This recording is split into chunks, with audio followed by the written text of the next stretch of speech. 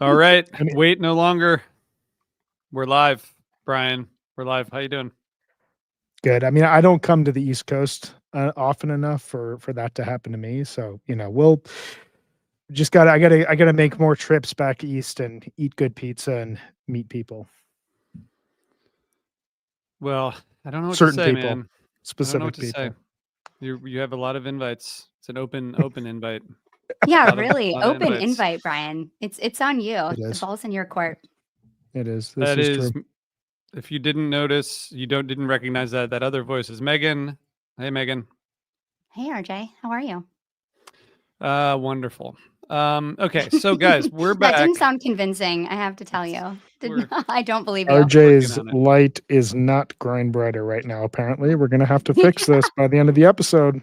Guys, it's love and light era. Come on, we got to bring the vibes today. It really is. Okay, so we got a lot to cover.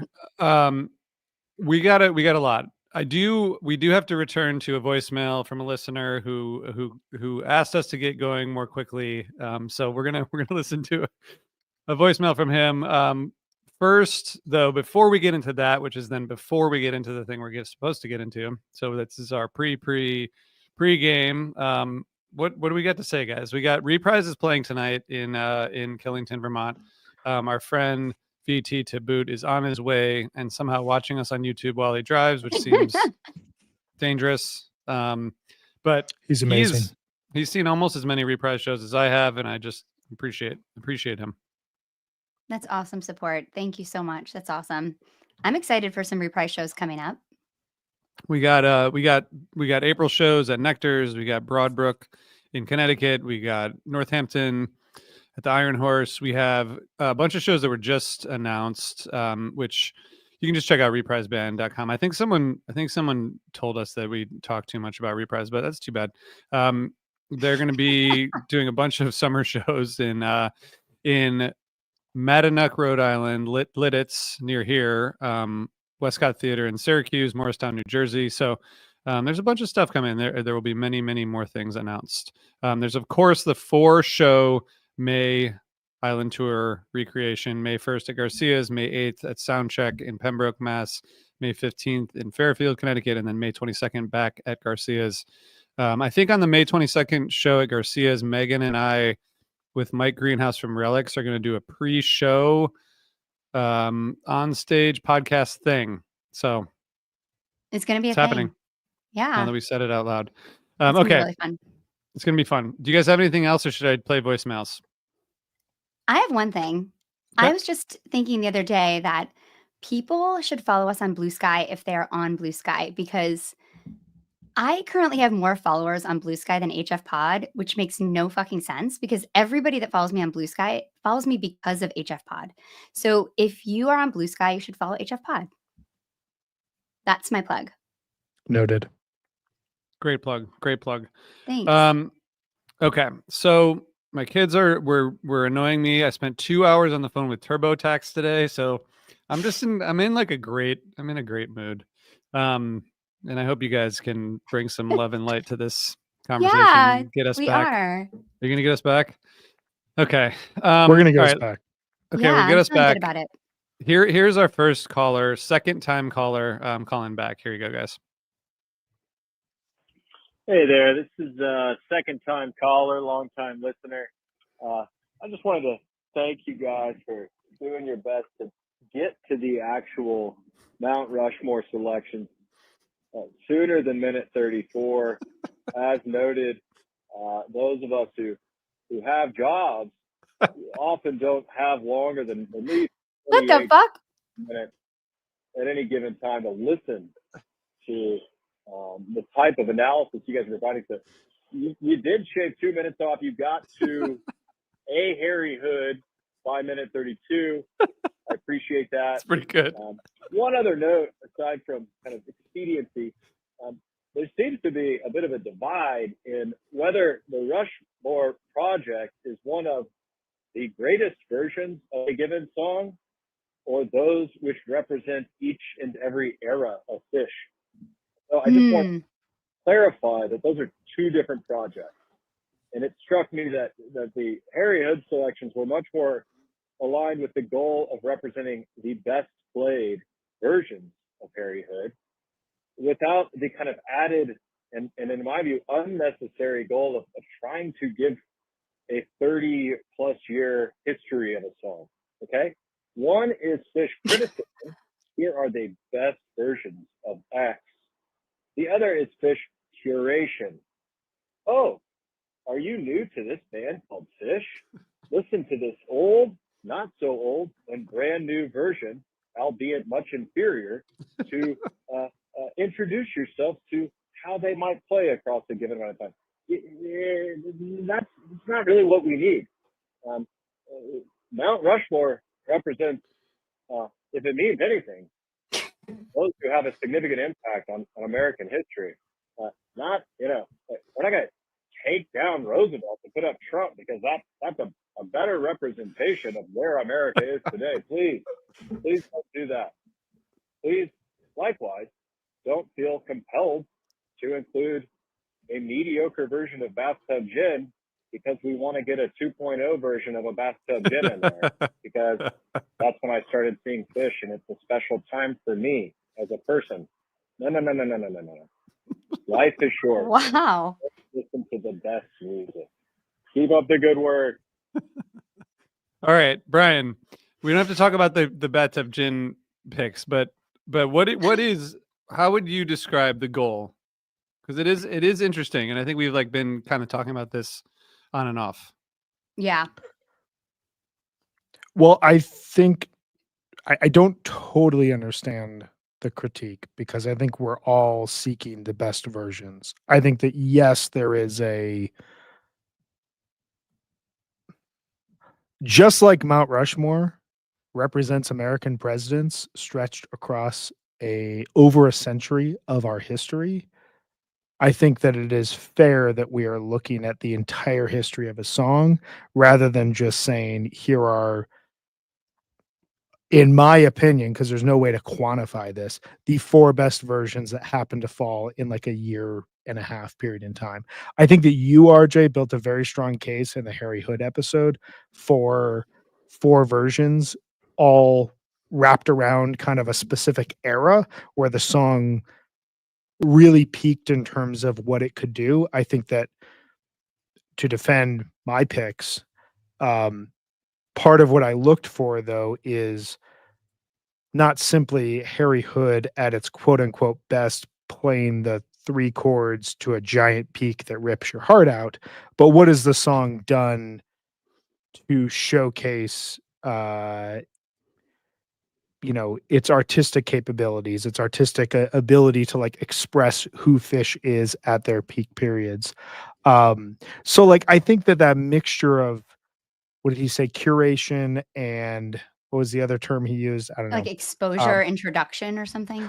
Well, yeah, I think it's a fair argument. We should not be like, hey, here is a entry level Fish 101 cassette tape.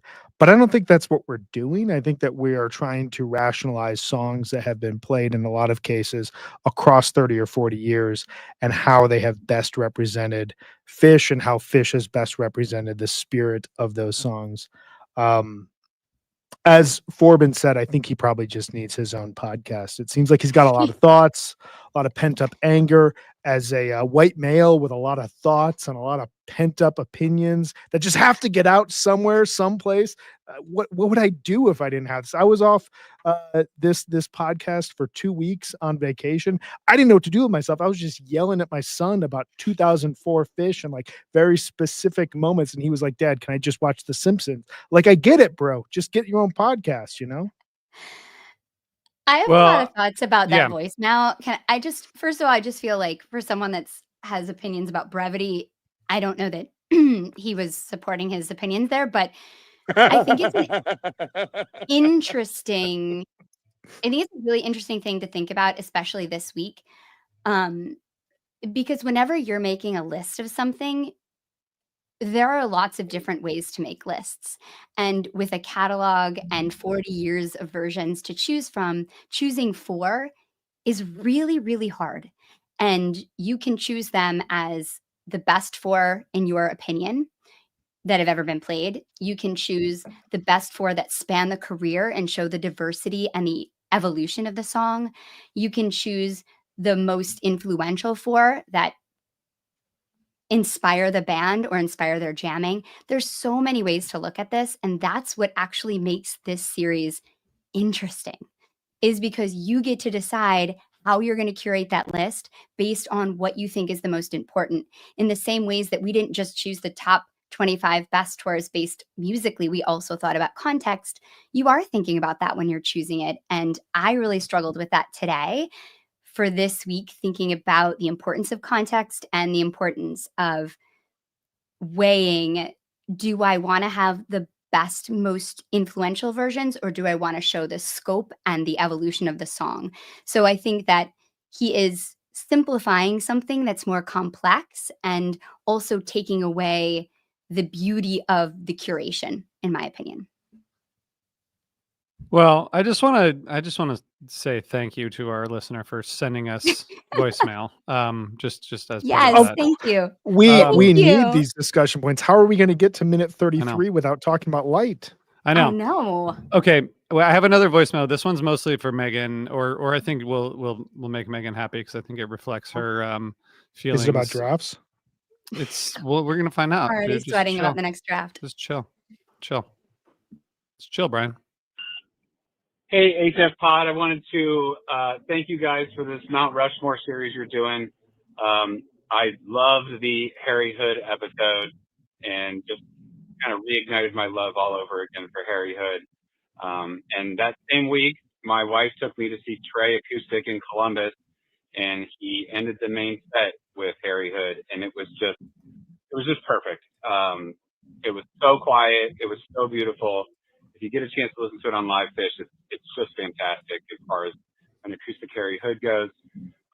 My wife, who is not the biggest Fish fan in the world, also really loved it, and then picked the Alive One Harry Hood the very next morning on our way home. So it was a very just like wonderful week of listening to Harry Hood, all birthed by HF Pod, and also rediscovering that Kent one, which was just awesome as well.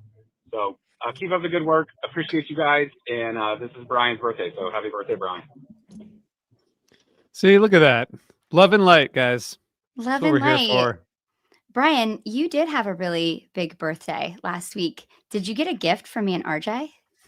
I did. It's at my house, so I can't show it here, but I'll show it during the next draft. I think I'll be online, but it's very fitting, very funny, made me feel very loved. I appreciate it very much. Well, we don't know what we'd do without you, and your inspiration, your organization, and your drive is something that really brings so much to the pod and to our friendship. So happy birthday. Thank you.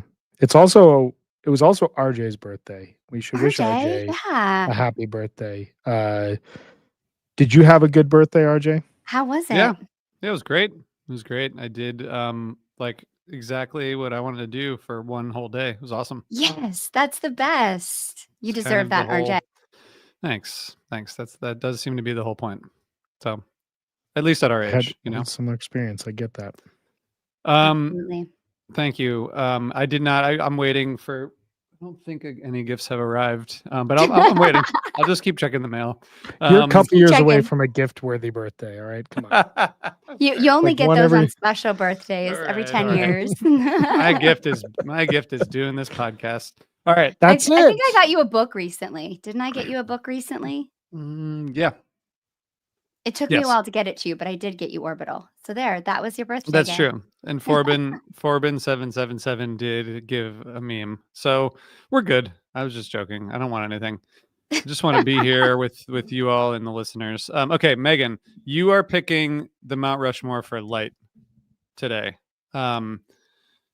Before we talk about light, so actually, do you guys want to talk about the song and the history for people who don't know before we talk about like how we felt about this particular exercise compared to others, or do you want to talk about that at the end? Because I have thoughts. I almost feel like we can do both at once at the top, because this is an interesting entry into the series. We've done two very classic Fish songs to kick off the series with Bathtub Gin and Harry Hood. This is obviously the first 3.0 song that we're doing, and I think that changes the dynamic. So maybe RJ, you have thoughts. Why don't you tell us what your thoughts were on approaching Light in this manner, and then by way of that we can talk about kind of how this song emerged, how it grew, what it meant. Well, I don't want to take away from the awesome versions and picks, but I feel like, well, first of all, like, I think That's that very ominous tone there. Let's go. Seriously. well, Okay. and we should say first, thank you to Megan for putting together a playlist, which I utilized because all the versions are on Live Fish. It's such a jarring song to start to me. Like, I think it's like, it's not Kill Devil Falls level, but it's like, It's approaching that. it's approaching that. But I think, Megan, you described early 3.0 as creaky, and I feel like that was like, as I was listening to these, I think you sent that note like after I'd gotten through the first 4 years of it or something. It just like, it all felt like, even though there are these like monster versions, it all felt like a little thin to me overall. And I don't know if that's because there's no 2.0, 1.0 deep history with it, and there's not as much evolution, but it felt like I didn't like it as much as the others so far, because it felt like, also I realized, and maybe this is not true, or maybe you guys disagree, but I felt like a lot of the jams like are almost the same in terms of structure of this song. Like, Bathtub Gin can do so many different things. I feel like Light is like, there's like a little kind of groove section, and then it either goes like into a really, melodic major key thing, or it goes kind of spacey, but it's sort of like the structure is often the same. And I'm curious if you guys felt that, but yeah, it was very different for me in that sense. Yeah, I mean, so this is an interesting song. I agree and disagree with you. How about that? That's good Yeah. for podcast discourse. It is.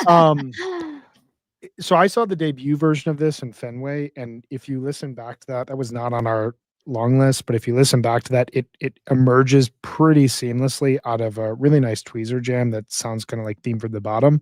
And I remember being at the show thinking it was just a new jam until Trey started to sing over it. And I think that it's a slightly a shame that they have not figured out more ways to segue directly into Light, because it would benefit so much from like a slow chordal build. You're absolutely right. Like, there are some versions where like a jam would be fading down, and then I would just go into and like, especially the early 3.0 soundboards are, you talk about thin, like I think you mentioned that more as like, it doesn't have as deep of a history, but like the sound, it's very tinny, it's very thin. Trey's guitar doesn't have a ton of fat on it. And so you get through that, and I would agree with you to an extent that the structure of the jams, especially early on when they were much more conservative about wide open jamming, definitely feels like dissonant solo as the band's kind of like just blazing out of the song portion, and then it slows down and it either goes into kind of a rhythmic jam or a melodic jam, and you kind of pick your poison. I think that following the Dick's version though in 2012, not to get too ahead of ourselves with versions here, but something did change that did seem to unlock something in the song. But what's interesting is like, you have this kind of gap from 2013 to 2018 where the song didn't really evolve. And so you'd get good versions, but you didn't get that like next step forward in jamming in the way that you did in a song like Kill Devil Falls, or a song like Fuego, like these new songs that suddenly began to jam in the same sort of manner that 1.0 songs had. But since then, I think we've had some really interesting jamming that's come off of it. I think the last 4 to 5 years, we've heard new ideas in Light in a song that was known at the early stage of its career as kind of the most consistent jam vehicle, the most consistent new song. If it was played, it meant that you were most likely going to get some form of jamming.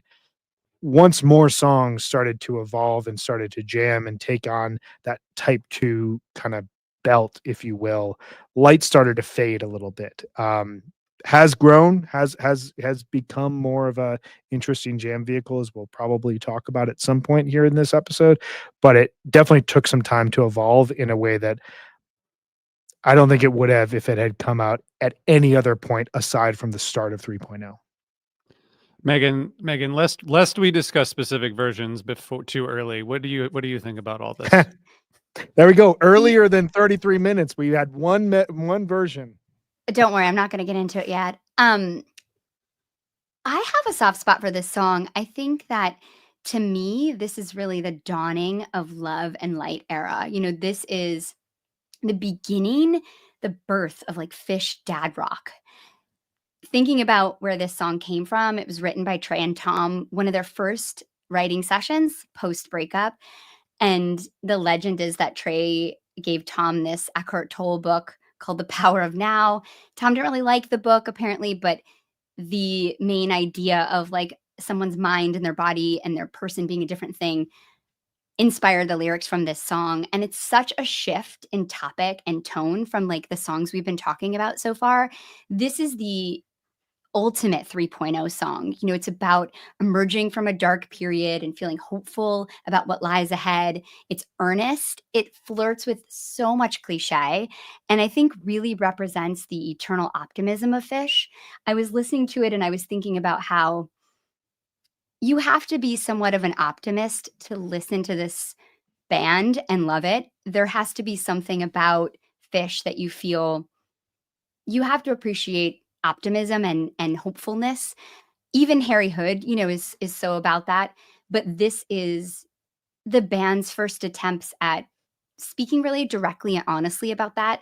So I think it's cool. And I think that it debuts with Tab in August 2008. And then as Brian mentioned, debuts at Fenway in 2009. And I think it's really important in the way that we know now, especially after 3.0, how so many songs become jam vehicles and push the band forward in their jamming. And my list is definitely going to reflect that when I think about when this song was really important to the band.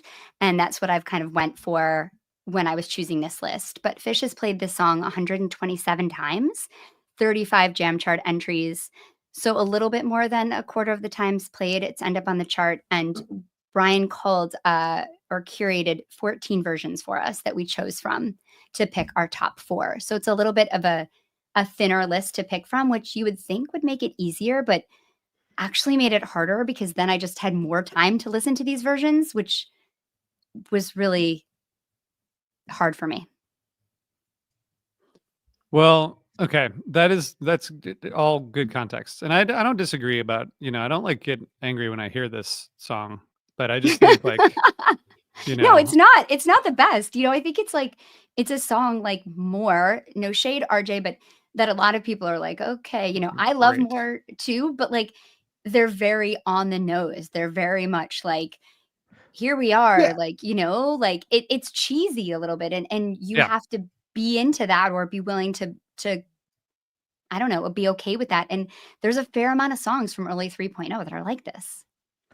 Yeah, this feels a part of an era. Backwards on the Yeah. Number Line, like one of the most earnest songs. I'm literally writing a song about my best friend's birthday. Yeah. Joy, like as earnest and Exactly. straightforward as it gets. Even like 20 years later, and Mhm. Stealing Time from the Faulty Plan. These Faulty have like very specific, descriptive moments of what Trey was feeling in the moment and what he's trying to say to you at this point in time as he's going through recovery.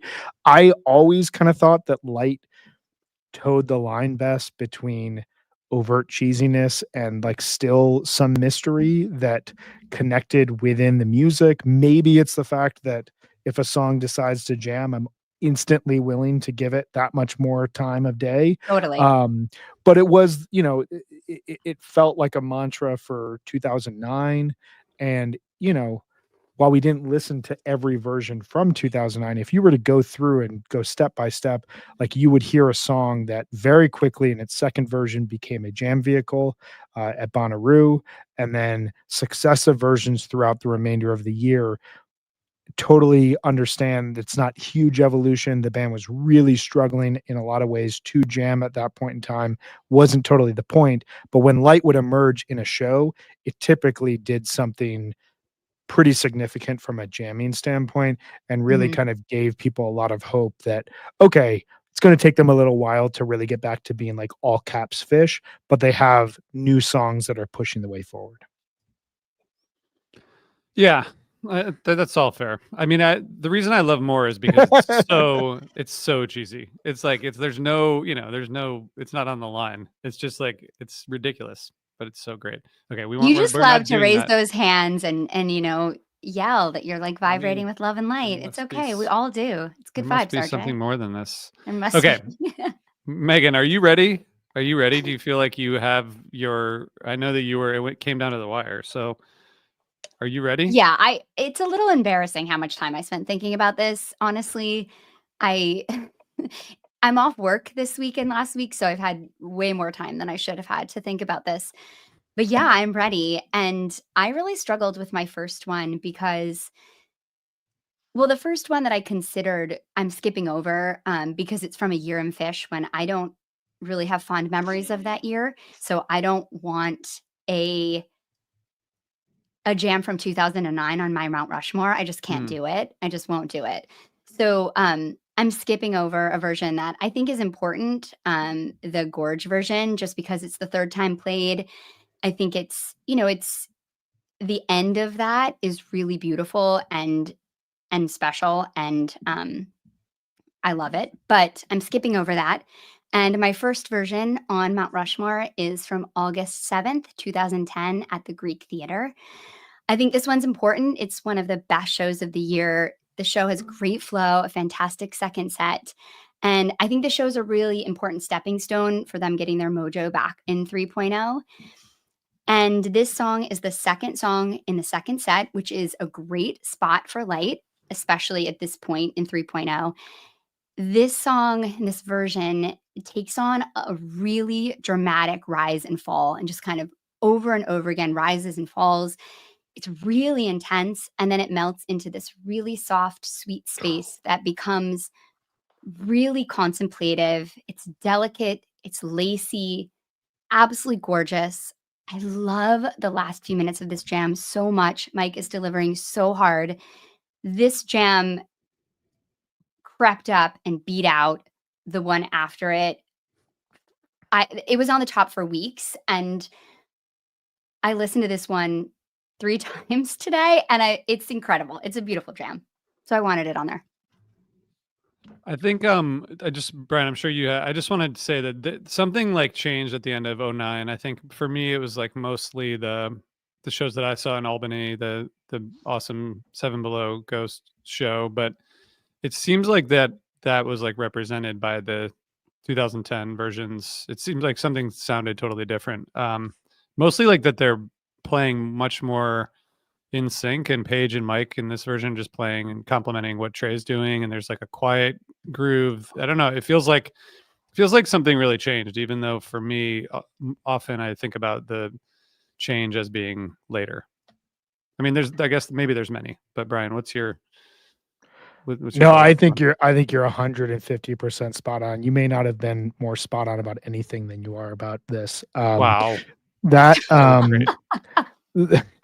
this does not get mentioned anymore in like Fish discourse, because why would it? So much has happened. But like that Greek run, I vividly remember webcasting those shows when they were still being like webcast on shitty iPhones that like were just grainy the whole time. Yeah. And I watched so many of them because like it was all we had. Something drastically changed that run. The cities on night 2, the simple on night 2, but then really this second set all like all based around this light. It felt like a much more mature band, a much more capable band from a jamming standpoint. Like the riff that Trey finds when it cools down and the band's around him and Mike's playing that just beautiful effect and everyone quiets down. He finds this riff that like at that time he was not playing these like fully thought out composed melodic sections on the fly, and he found it. And like, I'm getting chills thinking about it because hearing it in the moment, I was going to see Fish a week later and like knew suddenly like, okay, like they've unlocked something. Something has been figured out here. I saw a bunch of shows in June that year, which were very up and down. That August run is huge. And I think you are incredibly astute pick here, Meg, to take this as your first one. Wow. Okay, good.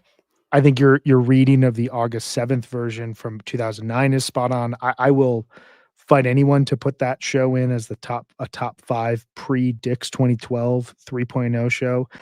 Yeah. How many qualifiers do I have in there? But still, like, it's an amazing show. Really like set list wise, jamming wise, the Sneaking Sally, the Gin, this Light. But I think ultimately the Light hints at where it's going, and you really, really see 1 year later exactly at the Greek. They just discover really what's possible on kind of the other side of that atonal section. So killer stuff, Meg. Great job, Megan. Wow. Fucking awesome. You. Okay. Stop being nervous and just go with your picks here. You know how to do this. Come on. Yeah, no, I feel good about my list, but it was not for lack of effort. Let's just say that. The effort's worth it. Yeah, I know. I'm enjoying it. The next pick was tough because at first, until about 2 p.m. today, I drove up to the mountains today and I was by myself, and so I could listen to 400 versions of Light. And until about 2 p.m. today, my list was very different. It had much more scope and much more, a lot longer in time frame. And I narrowed it down because I just couldn't get rid of these early versions that I felt like were really, really important. And the next version that I want to talk about is, and put on my Mount Rushmore, is August 9th from 2011 from Lake Tahoe. This is song 2 in a second set, once again, of a very fine Fish show. But the underlying drama of this jam is really what sticks with me. And the reason I like this jam is because it's not as melodic as the others, but it's super exploratory and it's so risky. And I think that at this time, I don't think there was a lot of jamming like this. This is really like Storage Jam inspired, but I think it's probably the most type 2 version that exists. And I want to reward that. I think anytime the band is taking wild risks and playing without a net, I think it deserves respect. And that agitated, repeated riff that they find at the end is just so good. It's just really gets dark and grinding, and I love it. I think that the willingness to kind of just go where this takes them is something you don't hear a lot then, and I think it needed to be on here. She did it again. Wow. My goodness. Well done. Wow. There was one I was thinking you were going to go with, which we'll talk about at some point. I think you ultimately do the right thing here. This is Wow. Yeah, you got after the Storage Jam. The song I heard the ocean sing from 7-3, the rock and roll from 8-5, this Light, the second set from 8-15, and then the Piper from Dick's. And I may be missing something in here, but like those were the Storage Jam jams where like that experiment really spilled out into the actual stage. And while it kind of feels 15 years on like more of an exercise that the band needed at the time, like this was the newest sound that they had discovered, and this was, like you said, the most risk that they were taking. This version just blows me away every time. Mike sounds so incredible. Fishman is having just like the time of his life. I didn't webcast this show because I had to work an offsite event at the restaurant I was at. I webcast the next show, which I don't recommend to anyone. This is the show. There there is like a very serious diversion here in terms of the approach from the other versions so up to this point. right? Yeah, And I think yeah. you got like the storage jam is the best way to kind of summarize it. But yeah, it's good. It's a good version. This is like, I think, according to the fan vote, which we'll get into later, this would be a surprise pick compared to the fan vote. So I think that's good. I think that's a good thing. Yeah, Interesting. it's interesting. I feel like it's potentially underrated. Yes.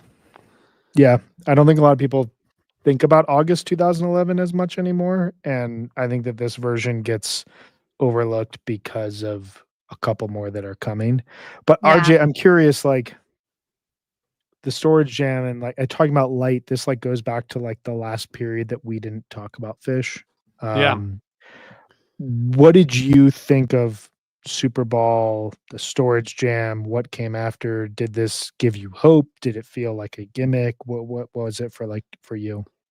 I mean, I saw a bunch of shows before 2012, including like way too many in 2009, but I didn't really pay that close of attention until the summer of 2012. So I feel like I'm Okay. still catching up on like 2011 specifically. I think 2010 I got pretty like well covered, but like this show, for example, is like not like, I don't remember listening to the show ever, but I'm sure I have.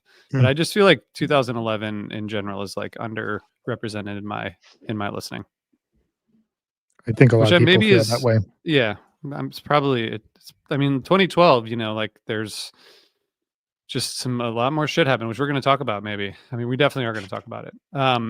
Okay, I think we will. We'll see. We She's will. on a roll right now. We'll Are see. we gonna? Well, what's interesting too about the Tahoe one is that I had this on my list the whole time, but then when I was re-listening to the Greek, I was like, do I have to lose the Tahoe for the Greek in an effort to expand the depth or the range of songs? There's something really satisfying when you're thinking about the four of them, to have them span a great number of years. But I'm learning the more I do this that that doesn't matter necessarily. What matters more is having the versions that you feel like are the most important to have for potentially other reasons. So that's why I decided to keep those two on there. But it was the struggle. The struggle was real today, trying to figure that out. But I'm glad that you think I made the right decision. That makes me feel good. So far. So far. We're gonna. This is just Are we too gonna much. take a break before our next Yeah, we version? are. Okay. We gotta take a break. It's just too. It's too Okay. much. Too much love and light, and too much. Just too much victory so far. So we gotta cool off a little bit. We'll be back in a minute. All right, Megan, pick it back up. How do you want to transition here to the third? Well, I want to transition to the best version of light. All right. Look at that. Okay. Look at that. So this is the only one that never left my list, that I didn't have any questions about. It is, of course, the September 1st, 2012 Dick's version. It's the third song in the second set. It's almost 24 minutes long. It's a very famous version in a killer show. And I think any criticism of this jam, I don't agree with it. It's accused of being like meandering in the first half. I think it's enjoyable. I think it's a really great example of 3.0 jamming, especially early 3.0, where you're exploring a lot of ideas briefly and then moving on when necessary. Thinking about like listening to all these versions of light, you realize how efficient the band is now, but they were not efficient jammers in early 3.0. And so they did have to explore, they did have to go down avenues that may not lead them to where they want to be. And I think it has a similar feeling in the beginning of the jam to the Tahoe version. The jam kicks off, it's a little plinko, calypso, bebop, boobop vibes, a little meandering and less connected. But then they find this riff inside of that, and then it turns into that like incredible rhythmic section. It's so tight and groovy. And then there's that moment that Trey finds that really sunny melodic line. It just makes huge smile on my face. It's such an uplifting moment. And then it kind of settles into that sunny melodic driving groove. It builds with so much intensity and passion. And then it ends with that like kind of bluesy rock. It winds down in a really satisfying way. But the euphoria in this peak is kind of what I think all light peaks should be, is that really passionate, pure, stunning, euphoric peak. It's my favorite version.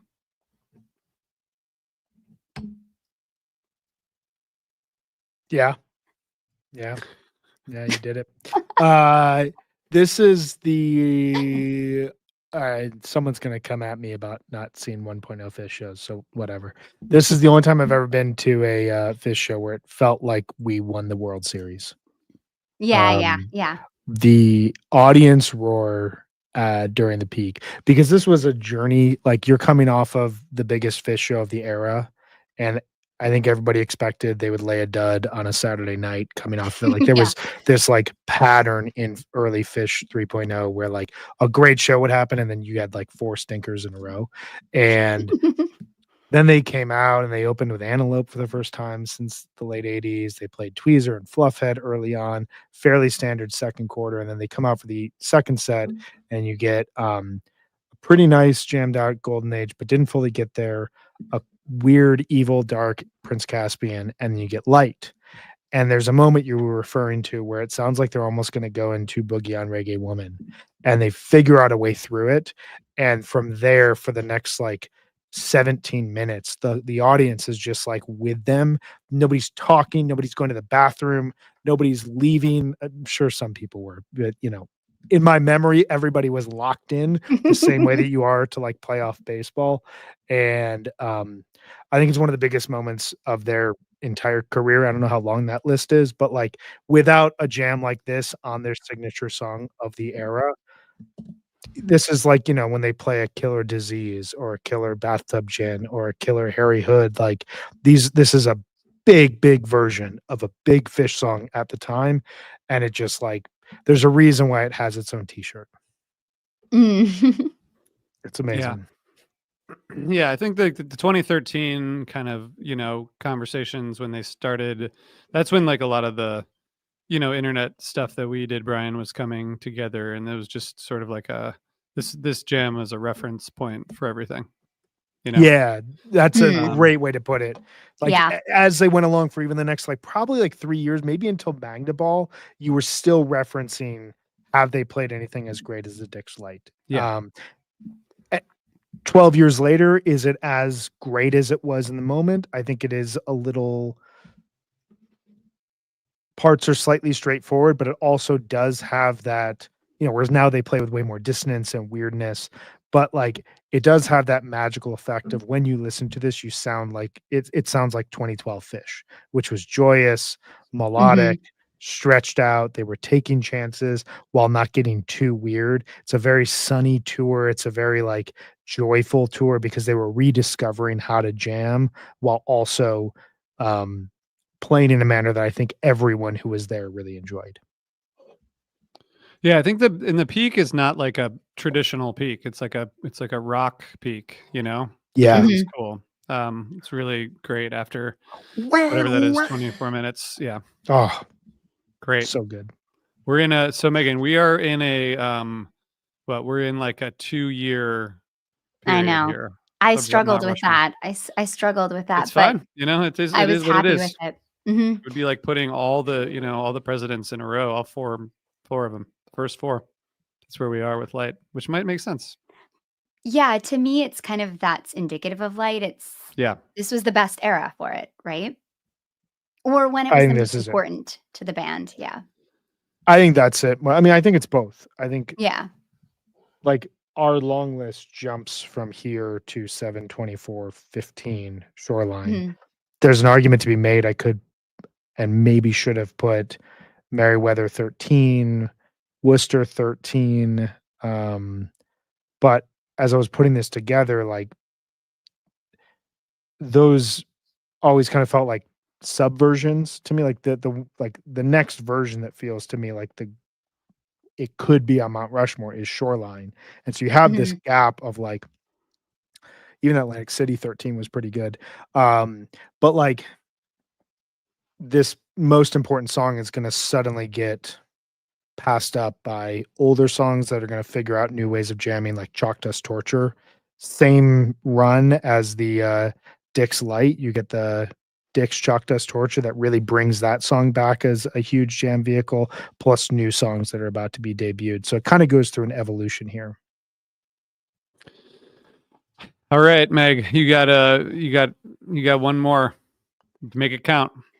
Yeah, this is the next point of intense deliberation. There was a lot of A/B testing of these last two, I would say last three actually, and it came down to the wire for this one. I had to skip over a really important version.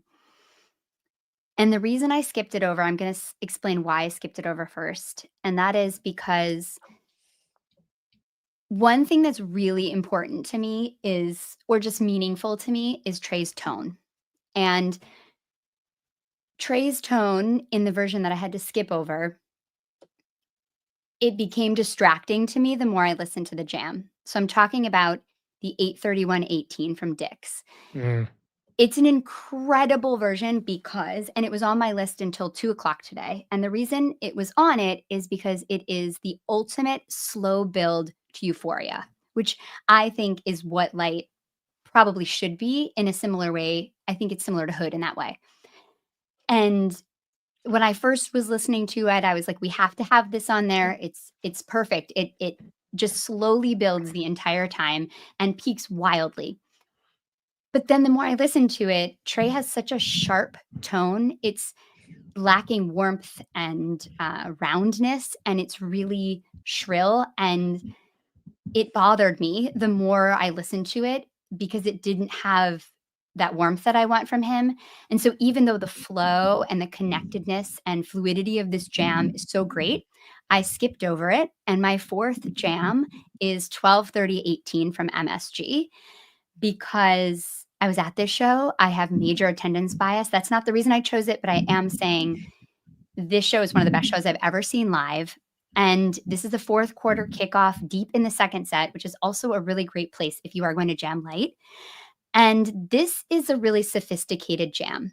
And I felt like it was nice to have one later 3.0 / early 4.0 jam on here that shows what they can do when Trey's tone is in a better spot, which is funny because this is only a few months after August, but his tone is in a much different spot. The reason I love this jam is it peaks really early, and then it has that amazing yards after catch situation where it kind of has that crunchy calypso jam briefly, then it gets like contemplative, but it moves between sections really adeptly and it has excellent flow. It's really intriguing. There's a lot under the surface. This is like a headphones jam. You have to like listen to this in headphones, but it's really connected and tight. And it feels like you're just on this train tracks, this kind of gliding along effortlessly. There's a part that almost sounds like Plasma, and Trey's starts soloing over it, and Paige is on piano in this really emotional way. And Trey's just so emotional in the trilling and the peak. And I'm a sucker for that spacey, melting soundscape ending. And they have that really well in this version. So it was between this, the Dicks from 18, and the Sphere, which is awesome. But I went with the 12:30-18. I was also at the show. I just want to say that we were behind the stage, and Wait, was so great. was I. Really? Well, Yeah. I don't think you were part of like the group of 4 women right behind us, because right when Light, I think Brian knows this, that right when Light went into Velvet Sea, these 4 people behind us just started talking, and my wife turned around No. and told them to shut up. And That's amazing. and they got so mad, which was so funny. But then they did stop talking, and that set ends with that crazy split up in a melt too. Oh my God, I love this show so much.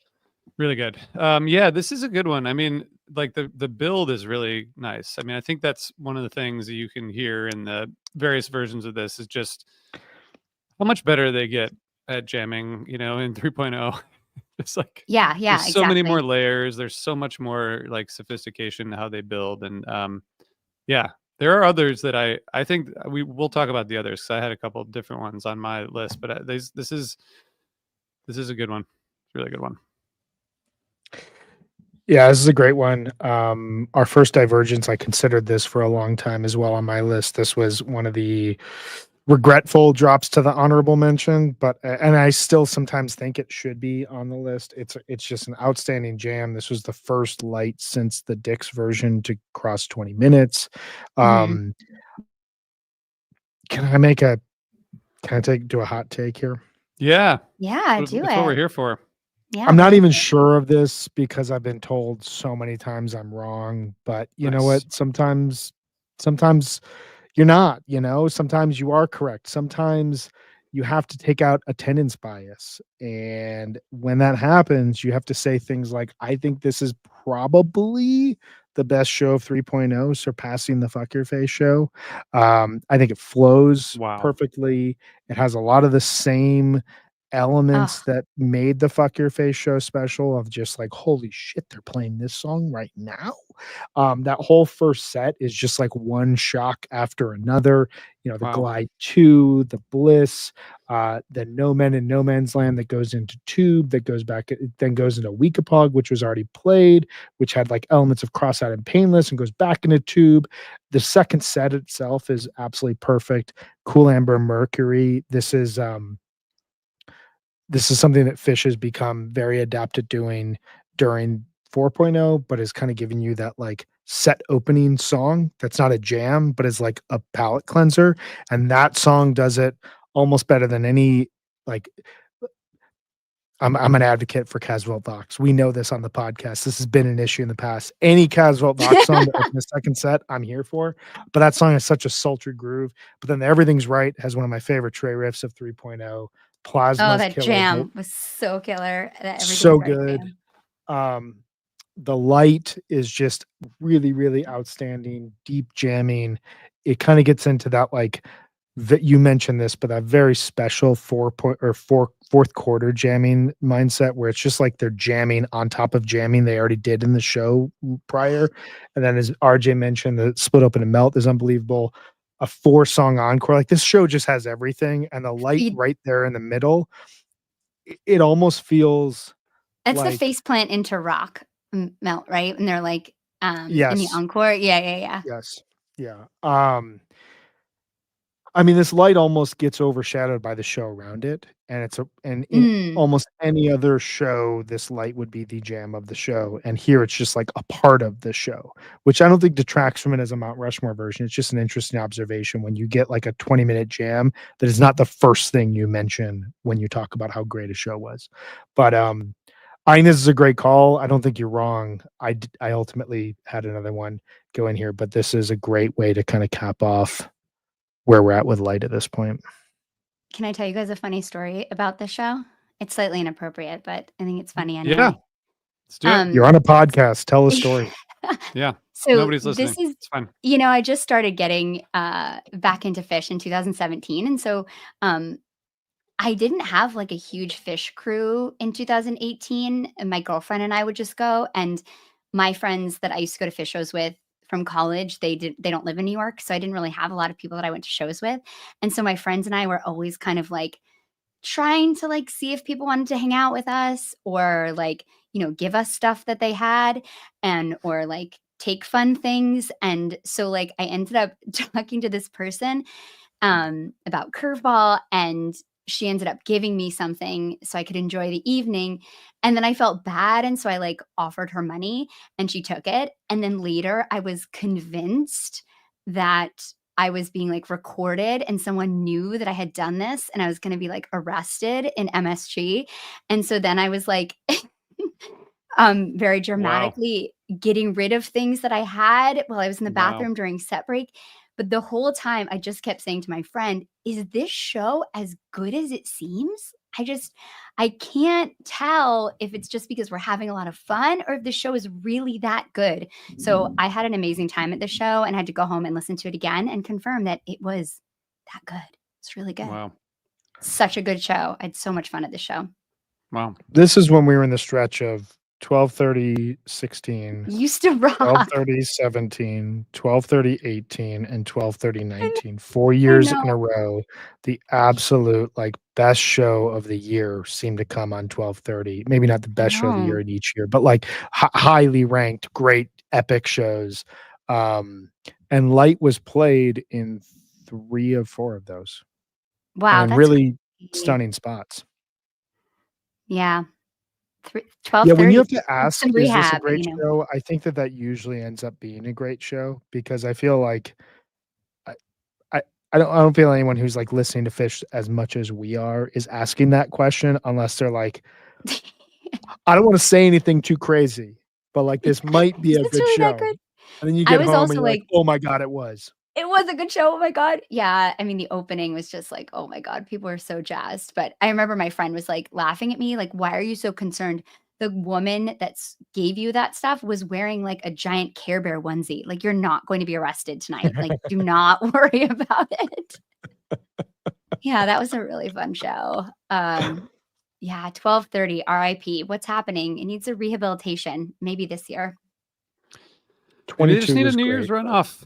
Maybe they just need a New Year's runoff, you know? I think that Stop, was called RJ. COVID. Stop Stop. this. How Just saying. dare you? I love Do you never know. New remember Year's when they runs. announced on, like, December 23rd that because of Omicron, we won't have New Year's Eve Yeah. this year? Like, Wait, that was the worst because I had been through HF Pod boot camp that month, and so I was very much looking forward to recording the about entire all of the content was building up to MSG. Yeah, it was twice Literally a a week month's for a worth of month. content. Yeah. Oh, well, it was Well, still fun. I just want to note for our friends that we made it through all 4 versions of Light Yeah. in about 52 minutes. So, you know, and that Take includes that. all of our stuff that we talk about. But now we have more now. Brian, do you want to share your list? Yeah, I can't wait to hear everybody's lists.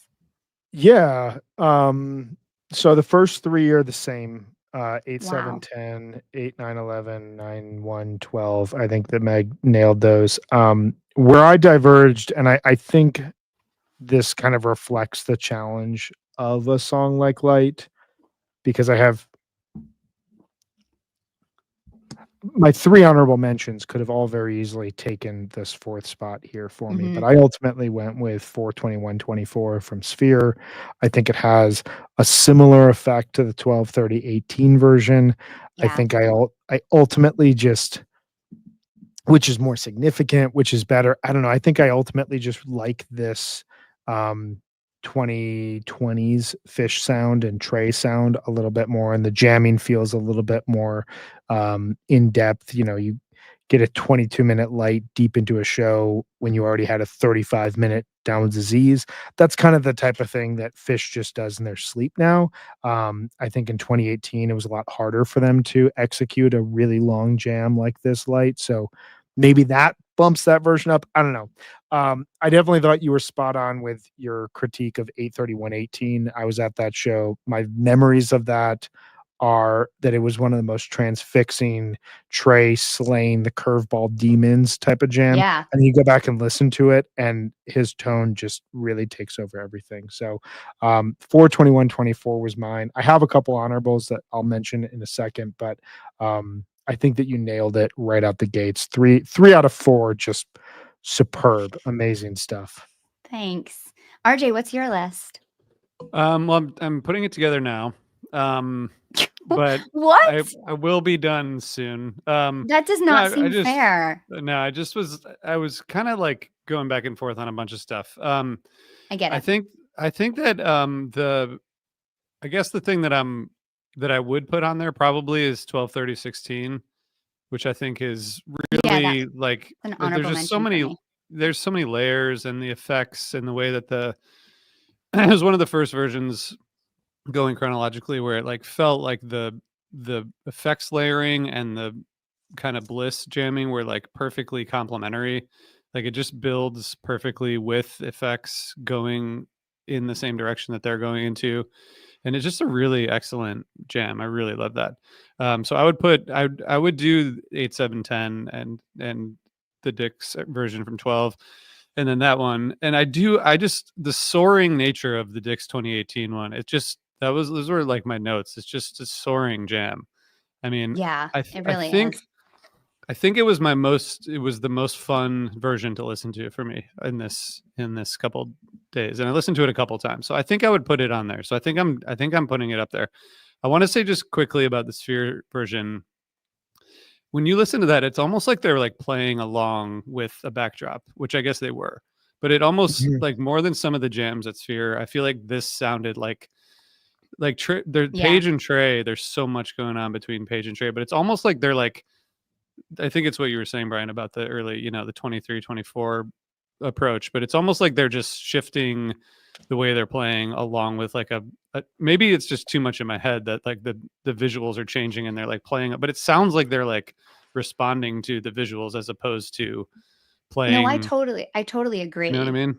Yeah, because like when I listen back to it, I love this version. It's one of my top versions of that whole run, one of my top jams from that run.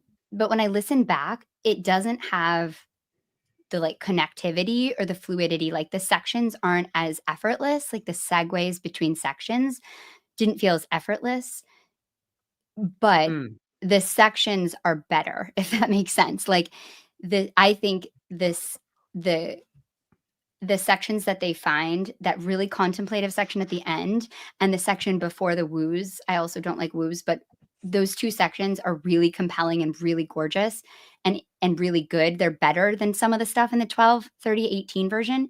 But in between getting there, and maybe that's what you're like referencing, RJ, I felt like it didn't have that effortlessness that the 12, 30, 18 did. But it was tough for me to decide because that beautiful section at the end and how they slowly build out of that is so pretty at the Sphere version.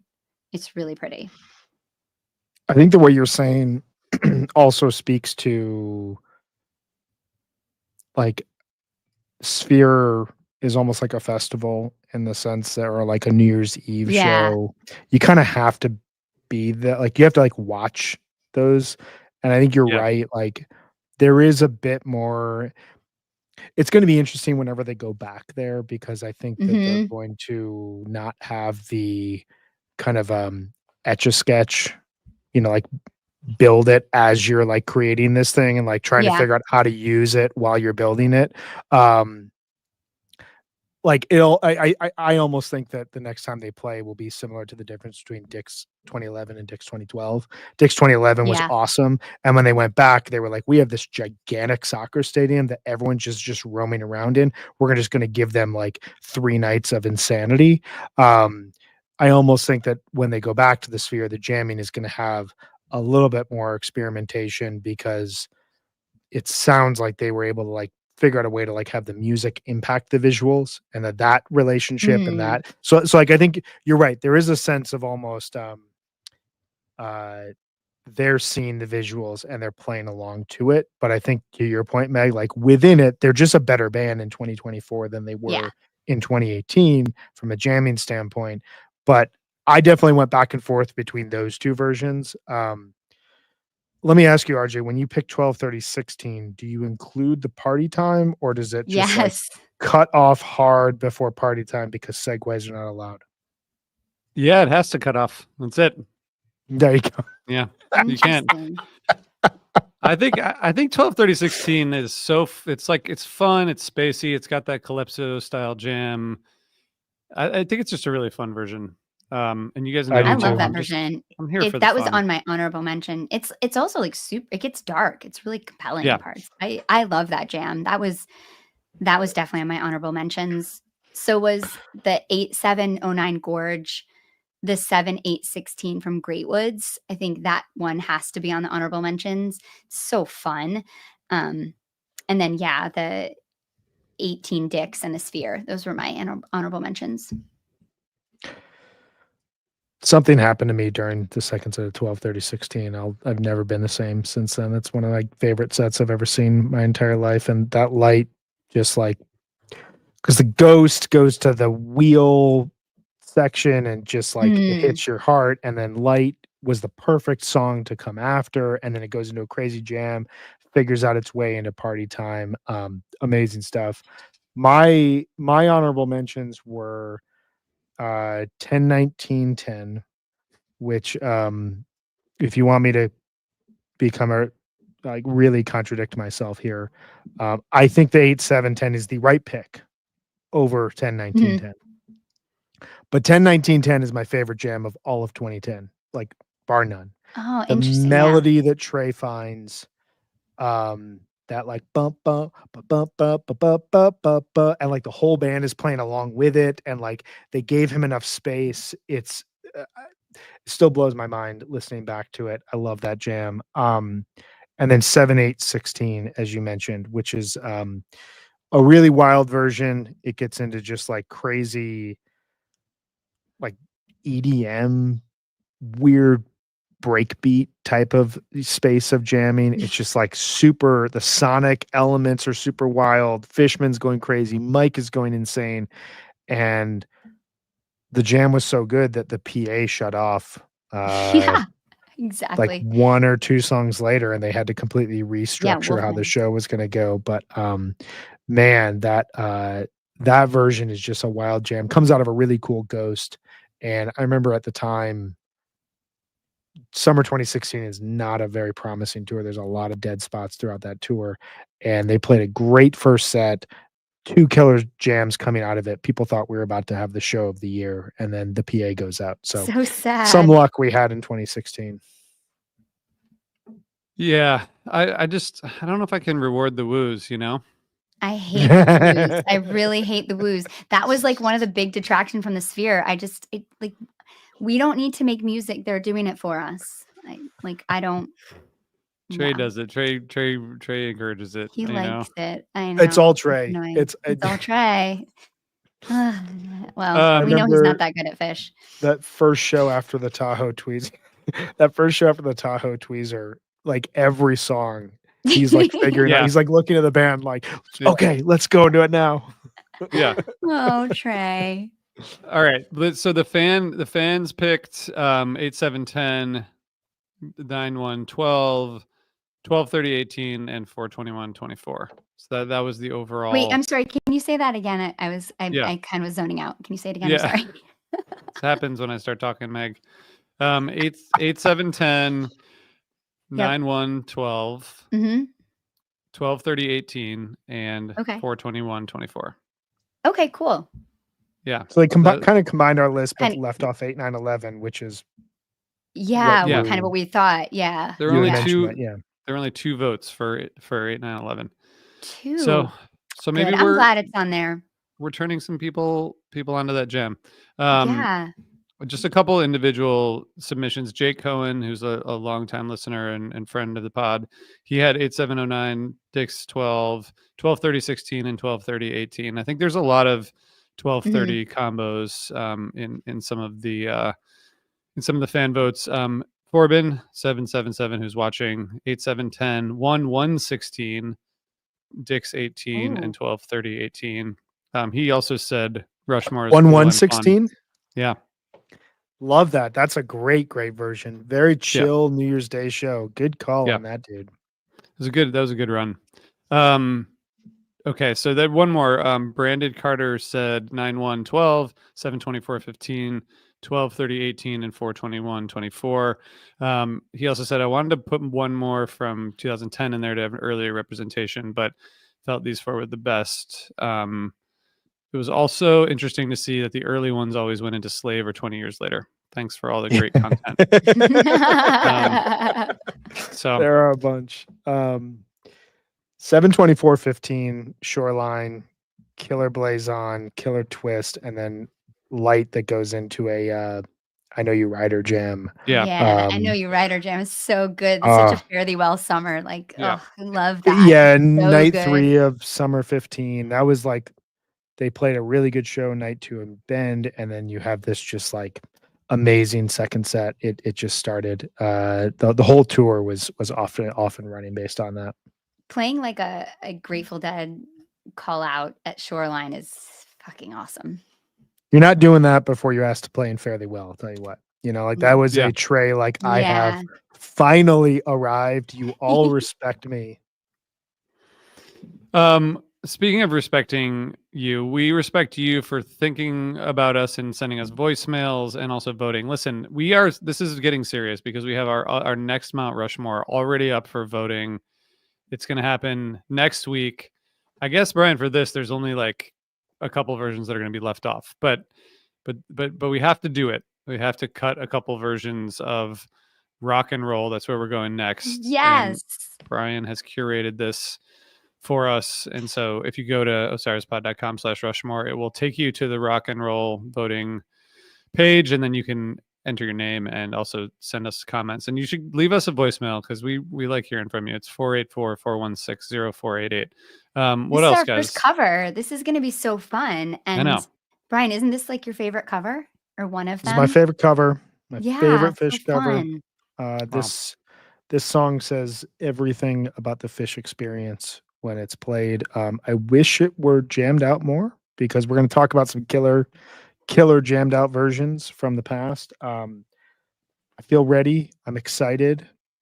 This is just like when this song is played, it is like fish channeling the spirit of, the countercultural art form that created them. I love it so much. So yeah, that's next week. And then we also have in 2 weeks time, just so you all can get prepared, our next draft, we are going to be previewing. This is now becoming the how do we preview upcoming upcoming fish runs. We're previewing the spring tour with a West Coast fish draft. We've culled the list down per Megan's request. She can only listen to 160 shows in 2 weeks time. She It can't was listen literally to like 170. it was like 300 shows. It was so outrageous. It was so many shows. I'm ready. I'm all ready for this. I can't wait. There's so many I options. haven't West started. Coast fish rules. I Yeah. don't think anybody can go wrong. We've got an interesting lineup here for this interesting way that we're going to structure it. But so those are the next 2 weeks. It's going to be a ton of fun. Rock and roll next, baby. Let's go. I'm Yeah, ready. and Let's I'll do the put up- draft right now. Let's I'm do the not draft ready. now. I'll put all of You want to do it? I'll do it. Yeah. Let's do it right Let's now. just do it. All right. show offs. I'll put all of the versions of light on the playlist and push that out again so people can get that. And I'll put that in the show notes also, if I remember to do that, which I will remind myself to do right now by saying that. So thank you, Megan, for doing that. Quickly, course. because we have a question from Incredible Perp that I don't know if you guys have thoughts Oh, on. yeah. We have not talked about this yet. I just keep getting snippets from my friends who are their only fish shows this summer are Forest Hills. Apparently there's a bunch of drama that they're going to shut down the venue before the summer. Do you guys have any thoughts? Are you guys going to go there regardless? What's happening? Yeah. Oh, I'm going. Hell yeah, I'm going both nights and I'm excited and don't believe anything the New York Post fucking publishes. That's all you have to know. There it is from a proud New Yorker right there. That's Don't believe right. anything that New York. I have a friend who only sends me articles from the New York Post. So they're usually from like deep sections. We're not talking like political news because like, man, you get some insane stories in the New York Post. Yeah, it's a very interesting rag. But yeah, no, money talks in New York. They're going to have the shows. It's it's the only show that I'm going to outside of Philly, and I just keep talking about how I'm definitely going. And then I saw that this week, and I was like, well, I'm still going. I'm We'll going. hang out. I'll be there, so we'll hang out. Yeah. I'm going no matter what. See you guys there. Okay. I'm I think web we're testing good. no matter what. I'll tell you what. No Yeah, matter you are. what, Brian's gonna have No that matter webcast what. on, whether they're That showing up or webcast not. going? You know what New York doesn't want is a bunch of fish fans with nowhere to go. So let the Yeah. concert happen. You Fair can point. talk to them about Red Rocks 96. That you don't want that to happen. Why can't they Sure. just put it at Jones Beach? Mm, I know don't nobody know. likes Jones Beach, but like because the it's shows there. usually suck there. No, I'm just kidding. Fair. I mean, I think that's Fair. why, though. Best lot scene though. Yeah, it's just too hard. It's too hard. I don't want to do that. Let's not do that. Okay. Anything else, guys? I think we did it. I think we did it. I think we're Phew, good. I'm done with my first one. I'm excited. job. I feel good about it. Good job, Thanks. everyone. Nice job, That was Megan. fun. Good job, Brian. Good job, Good job, RJ. team. Brian, that's a Good nice job, mic. guys. Thanks, bud. Thanks Mic for the works recommendation. well, right? Yeah, I think it sounds great. You It sound sounds great. good. This is my Shure. What is this one? The MV7 Plus, the podcast mic. It plugs right into your computer. You don't have to have another additional piece. Great That's what I have stuff. Highly too. recommend Yeah. it. Sure, if you guys need, it's the same one Meg's got. If you guys need spokespeople, we kind of do podcasts and we reach people who may or may not have the right podcast equipment, even though they leave voicemails indicating that they want to start a podcast themselves. So hey, maybe throw us on there from a sponsorship standpoint. We'll work it out. Good times. All right, everybody. We're gonna see you next week. Thank you all. See you soon.